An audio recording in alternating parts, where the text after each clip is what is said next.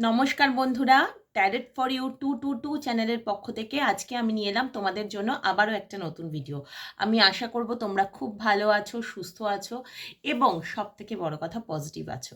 তোমাদের healthy life এবং শুধু লাইফ বলবো না, মেন্টাল হেলথ এবং ফিজিক্যাল হেলথের সর্বাঙ্গীন শুভকামনা জানিয়ে আমি আজকের রিডিং শুরু করব। তো আজকের রিডিংয়ের বিষয় তোমাদের সব থেকে পছন্দের বিষয় যে তোমার পার্টনার এক্স্যাক্টলি এই সময় তোমার জন্য ঠিক কী ফিল করছে বা তোমাদের রিলেশনের বর্তমান পরিস্থিতি এই মুহূর্তে কী। তো চলো বন্ধুরা আমরা দেখব। কিন্তু রিডিং শুরু করার আগে একটা কথা আমি ভীষণভাবেই বলতে চাই, তোমরা অনেকেই আমার সঙ্গে যোগাযোগ করছো পার্সোনাল রিডিংয়ের জন্য। তো পার্সোনাল রিডিং কিন্তু পেইড বন্ধুরা, ঠিক আছে, ওটা কিন্তু ফ্রি নয় প্রথমত। এবং দ্বিতীয়ত পার্সোনাল রিডিংই একমাত্র অ্যাকিউরেট হতে পারে, কারণ এখানে যখন আমি লাইভেও থাকি বা নর্মাল ভিডিও দিই, এই যে আজকেও ভিডিও দেব, এটা কিন্তু কমপ্লিটলি একটা কালেকটিভ রিডিং হয়। আর যখন তোমরা লাইভে আমাকে জিজ্ঞেস করছো তখন কিন্তু তুমি একা জিজ্ঞেস করো, তখন ওখানে হাজার জনের এনার্জি রয়েছে। তো কম বেশি এদিক ওদিক হলেও হওয়ার জায়গা থাকে, কিন্তু তুমি যখন পার্সোনাল 1:1 কথা বলছো তখন কিন্তু তোমার এনার্জিটাই আমি পিক করছি, ঠিক আছে। কারণ ট্যারট কিন্তু কমপ্লিটলি একটা এনার্জি রিডিং, ঠিক আছে, এনার্জি বেসড রিডিং। এবং সব থেকে আরও একটা ব্যাপার যেটা ট্যারোতে তোমাকে কার্ড সবসময় পসিবিলিটি বলবে, তো কাজে কার্ডের ওপর বেস করে যে হ্যাঁ আমি এক্ষুনি এই ডিসিশনটা নিয়েই ফেললাম, নো। তুমি যে পরিস্থিতিটা ডিল করছো সেটা কিন্তু সত্যিই কেউ ডিল করছে না। তোমাকে কার্ড পসিবিলিটি বলছে যে এটা হতে পারে বা কোনো কিছু, তার উপর বেস করে তুমি অবশ্যই তোমার শুভান্যুধ্যায়ী হোক বা বাড়িতে তোমার বড়রা আছেন তাদের সঙ্গে কথা না বলে লাইফে কোনো ডিসিশন নেবে না। এটা আমার পার্সোনাল তোমাদেরকে মানে আমার মনে হয় এটা তোমাদেরকে আমার এই সাজেশনটা অবশ্যই দেওয়া উচিত। এবং আমি আশা করব তোমরা সবাই জীবনে পজিটিভ থেকে এগোবে এবং মানে যা কিছুই হয়ে যাক নিজেকে সবার আগে রাখবে। Self love is the best way to live a life better and better, okay. মানে নিজেকে ভালোবেসে তুমি যদি এগো, সেই এগোনোটা কিন্তু অনেক অনেক বেশি তোমাকে তোমার লক্ষ্যের প্রতি আরও বেশি তাড়াতাড়ি এগিয়ে দেবে। সেটা যে লক্ষ্যেই এগোও না কেন, যে হতে পারে তোমার লক্ষ্য হয়তো একটা সুন্দর সম্পর্ক গড়ে সুন্দরভাবে এগিয়ে যাওয়া জীবনে, বা একটা সুন্দর ক্যারিয়ার গড়ে এগিয়ে যাওয়া, যার যা জীবনের লক্ষ্য। তবে এখন আমি সবাইকেই বলবো আগে ক্যারিয়ারে মন দিতে, তারপর কিন্তু অন্য কোনো কিছুর কথা ভাবতে। তো বন্ধুরা আর বেশি সময় নষ্ট না করে তোমাদেরকে আর ওয়েট না করিয়ে আমি রিডিং শুরু করব। এবং তোমাদের সবাইকে ধন্যবাদ যারা আমার জন্য ওয়েট করো এবং যারা আমাকে কন্টিনিউয়াসলি মেসেজ করে দিদি তুমি লাইভে এসো, দিদি তুমি রিডিং দাও, ভিডিও পোস্ট করো, বলো। তাদের সবাইকে অনেক অনেক অনেক ধন্যবাদ। এবং অনেকেই আমার কাছে রিডিং নিচ্ছেন, সেটা এই ইন্ডিয়া থেকে হোক বা ইন্ডিয়ার বাইরে থেকেও, তাদের প্রত্যেককে আমার ধন্যবাদ। তো চলো বন্ধুরা দেখি আজকে তোমার পার্টনার তোমাকে নিয়ে ঠিক কী ভাবছেন, কী চলছে তার মনের ভিতর, কী রয়েছে তার মনের গহীনে তোমাকে নিয়ে। আর এটা কিন্তু completely collective reading, gender specific একদমই নয় এবং টাইমলেস রিডিং। তো যে যখন দেখছো এটা তার সেই সময় রিডিং। এবং যেহেতু কালেকটিভ রিডিং তাই জন্য সবটুকু কিন্তু রেজোনেট নাও করতে পারে। তো তোমরা কিন্তু প্লিজ যতটুকু রেজোনেট করবে ততটুকুই নেবে, বাকিটুকু ইউনিভার্সের জন্য ছেড়ে দিও। তো চলো বন্ধুরা দেখি আজকে তোমার পার্টনার তোমাকে নিয়ে ঠিক কী অনুভব করছেন, কী অনুভব করছেন।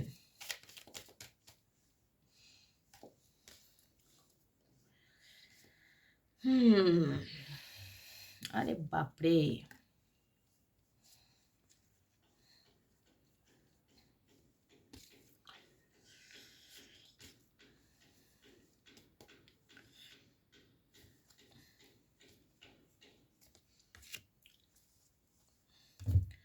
বন্ধুরা আমি এখানে যেটা দেখতে পাচ্ছি, প্রথম 9 of Wands, 3 of Pentacles, এই দুটো কার্ড এসেছে। এই রিডিং আমাকে এই কার্ডটা বলছে এখানে এই সম্পর্কে ভীষণ ভীষণভাবে থার্ড পার্টি এনার্জি ঢুকে রয়েছে। এবং সেই থার্ড পার্টির জন্য, সেই থার্ড পার্টি কিন্তু ফ্যামিলি, মানে আমার ভীষণভাবেই ফ্যামিলি মানে চ্যানেলিং হচ্ছে, যে ফ্যামিলিকে ভয়ে বলতেই পারছে না পার্টনার যে তোমাকে বিয়ে করতে চায় বা কোনো কিছু। কারণ তোমার পার্টনার এর সঙ্গে তোমার প্রবাবলি কোনো ধর্মের কোনো ডিফারেন্সিয়েশন আছে, বা হয়তো সে একটু হাই ক্লাস, তোমার একটু হয়তো তুমি মধ্যবিত্ত, সে হয়তো হায়ার মিডল ক্লাস বা হায়ার ক্লাস, এরকম কোনো কিছু, বা তুমি হায়ার ক্লাস সে লোয়ার ক্লাস। লোয়ার ক্লাস বলাটা ভুল হবে, মানে মিডল ক্লাস যাকে বলা যেতে পারে। একটা পয়সাগত একটা সমস্যা, একটা সামাজিক বিভেদ কিন্তু রয়েছে, যার জন্য কিন্তু এখানে একটা কিন্তু প্রবলেম কিন্তু তৈরি হয়ে রয়েছে, যে এই সম্পর্কটা আদৌ হবে কি হবে না। মানে এটা নিয়ে তোমার মনেও ভীষণ প্রশ্ন হচ্ছে, এবং কোথাও গিয়ে কিন্তু এখানে শুধু মানে ক্লাস কথাটা কিন্তু শুধুমাত্র টাকা পয়সা বোঝায় না, সেখানে কিন্তু শিক্ষা, রুচি, সব কিছুকেই বোঝায়, যে মানুষ যেটা নিজে নিয়ে এসছে, মানে একটা পরিবারগত একটা বৈশিষ্ট্য যেটা হয়তো তার সঙ্গে ম্যাচ করছে, তার পরিবারের সঙ্গে তোমার ম্যাচ করছে না। এখানে হাই লোর ব্যাপারটা থেকেই যাচ্ছে, একটা ডিফারেন্সিয়েশন থেকেই যাচ্ছে। আর সত্যি কথা বলতে কি, পয়সা দিয়ে মানুষকে আজকাল বিচার যারা করে তাদের মতন বোকা আমি আর কাউকে মনে করি না। কারণ পয়সা মানুষের সবটুকু বলে না। হতেই পারে অনেকে অবস্থার ফেরে হয়তো কঠিন পরিস্থিতির মধ্যে দিয়ে যাচ্ছে, কিন্তু কোনোদিন যে তার পরিস্থিতি ঘুরবে না এটা কেউ বলতে পারে না।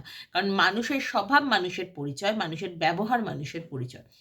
তো এইখানে আমি যেটা দেখতে পাচ্ছি, এখানে কিন্তু পরিবারে এই একটা কথায় অনেকের হয়তো কুষ্টি মিলছে না, চলো বিয়ে হবে না। কারোর হয়তো বলছে না মেয়ে অনেক বয়সে ছোট, বিয়ে হবে না। কারোর হয়তো বলছে না না ওরা ব্রাহ্মণ, আমরা কায়স্থ, বা ওরা কায়স্থ, আমরা ব্রাহ্মণ, হবে না। বা ওরা হয়তো ক্ষত্রিয়, আমরা ব্রাহ্মণ, হবে না। এরকম অনেক মানে সামাজিক যেগুলো মানুষের মধ্যে এখনো কুসংস্কার বেঁচে রয়েছে, সেই সব কারণে কিন্তু এখানে বাড়ির বড়রা কিন্তু না করে দিচ্ছে, এবং সেই কারণেই পার্টনার কিন্তু প্রচুর চিন্তায় রয়েছেন যে কিভাবে এই সম্পর্কটাকে উনি এগিয়ে নিয়ে যাবেন, আদৌ কি এটা এগোবে। এবং কোথাও গিয়ে আমি দেখতে পাচ্ছি উনি তোমাকে ভালোবাসলেও উনি কিন্তু এমন একটা অ্যাক্ট করছেন যেন কোনো ব্যাপারই না, যে তোমার সঙ্গে কথাবার্তা হচ্ছে না বা যোগাযোগ হচ্ছে না। এখানে কিন্তু একটা ডিট্যাচমেন্টের এনার্জি ভীষণ ভীষণভাবে চোখে পড়ছে।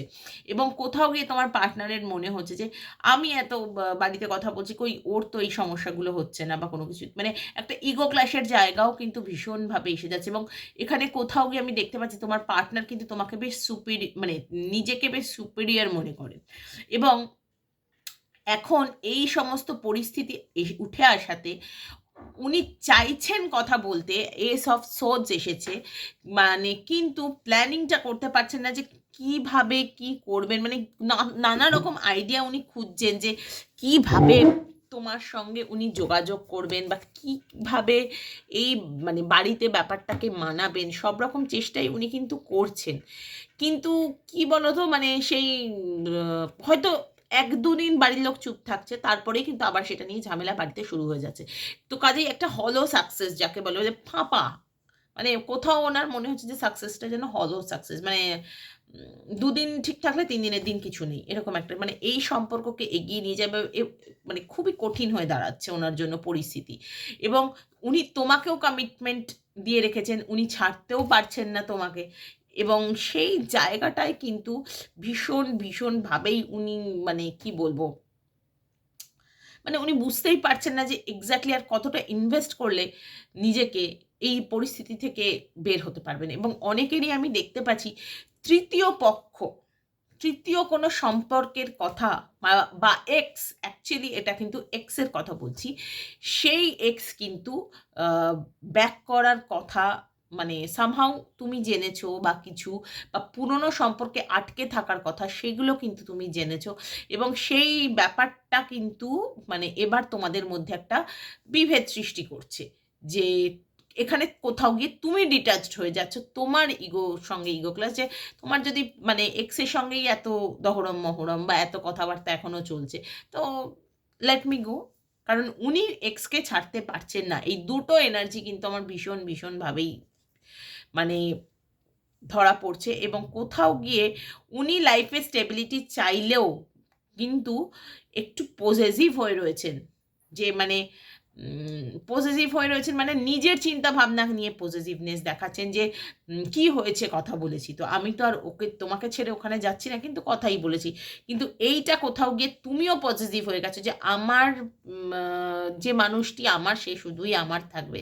এবার তুমিও চাইছো যে যেহেতু তোমার মনেও ভালোবাসার কমতি নেই, সেই জায়গাটা থেকে তুমিও কোথাও চাইছো এবার একটা সোশ্যালি কোনো কিছু, মানে সে তোমাকে স্বীকৃতিটুকু দিক।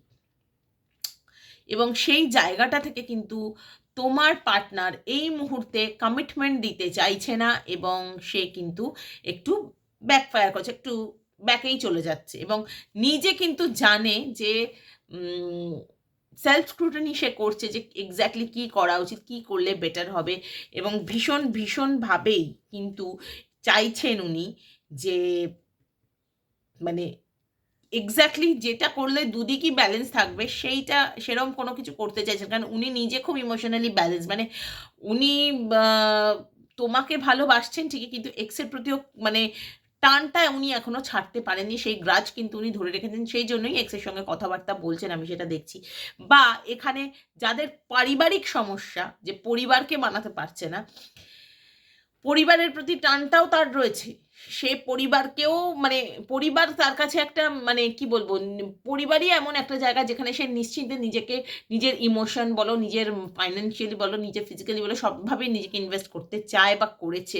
এবার সেই জায়গাটা ছেড়েও সে বেরোতে পারছে না, এবং কিছুটা পজিটিভনেস দেখাচ্ছে যে আমি আমার ফ্যামিলি ছেড়ে কেন বেরোবো, এরকম একটা এনার্জি যে তুমিও এসো, তাহলে আমি যদি যাই তুমিও এসো।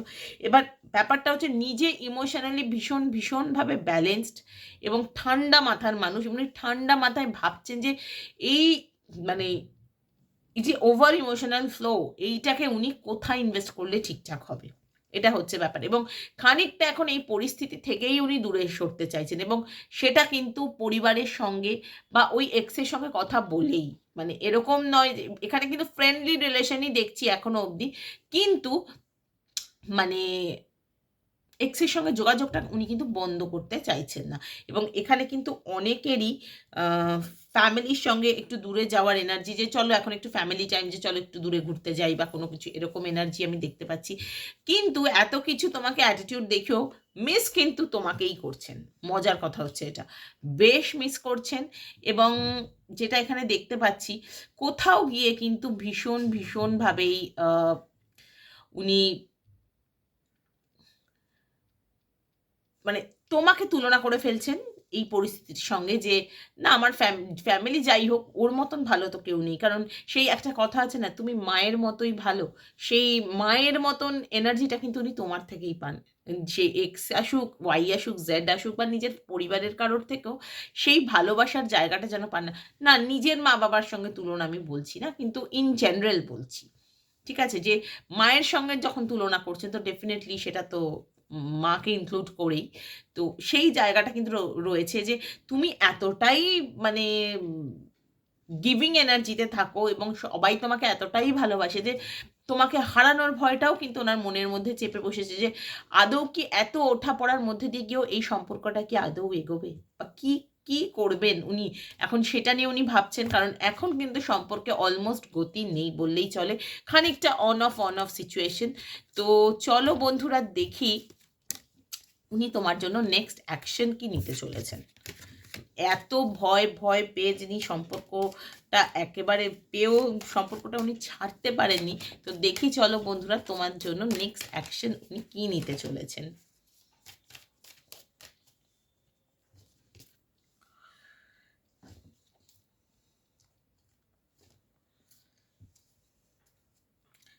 তো বন্ধুরা, আমি একটা জিনিস দেখছি, উনি এই পরিস্থিতি থেকে মানে পালাতে চাইছেন না, কিন্তু এই পরিস্থিতিটাকে জয় করতে চাইছেন।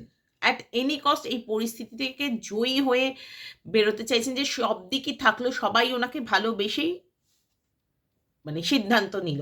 কিন্তু তার জন্য উনি প্রচুর মাথা চালাচ্ছেন। মানে মনের কথা কম শুনছেন, মাথা চালাচ্ছেন। যার জন্য হচ্ছে কি, তোমার সঙ্গে একটা ডিসট্যান্স কিন্তু ক্রিয়েট হচ্ছে কম বেশি, এবং একটু রুড হয়ে গেছেন, আমি সেটা দেখতে পাচ্ছি। নতুনভাবে সম্পর্কটাকে শুরু করার কথা ভাবছেন ঠিকই, কিন্তু আদৌ কোনো প্ল্যানিং নেই। কারণ উনি তো অর্ধেক সময় এটাই ভাবছেন যে আমার সম্পর্ক বোধহয় আর থাকবে না, মানে এই ভয়েই মরছেন। কিন্তু আবার মাথাতে এটাও কোথাও ঘুরছে যে না, সম্পর্কটাকে আমি নতুনভাবে সাজিয়ে গুছিয়ে তুলতে হবে বা কিছু।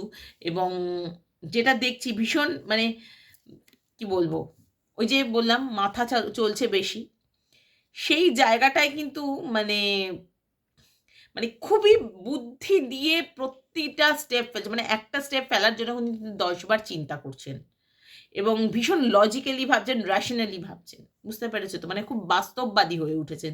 ইমোশনটা কিন্তু সেই অর্থে কাজ করছে না।